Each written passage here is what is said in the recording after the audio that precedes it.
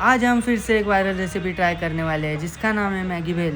तो ये है आज के इंग्रेडिएंट्स। तो चलो गैस को ऑन करते हैं और उस पर पैन को रख देते हैं। फिर हम मैगी को कूटेंगे और कूटने के बाद पैन में बटर डालेंगे और उसमें डालेंगे कूटी हुई मैगी। फिर मैगी को गोल्डन ब्राउन होने तक रोस्ट कर लेंगे। रोस्ट की हुई मैगी को बाउल में डाल देंगे और डालेंगे टमाटर और प्याज। उसके बाद डालेंगे हम मिर्ची फिर हम डालेंगे सारे मसाले और अपना मैगी का मसाला। फिर टमाटो सॉस डाल के नींबू निचोड़ देंगे। फिर उसमें लेस और कुरकुरे डालेंगे। फिर ऊपर से बीड़ू को नीचे फेंक देंगे फिर इसे मिक्स कर लेंगे। और यहाँ पर बन चुकी है हमारी चटपटी मसालेदार वायरल मैगी भेल।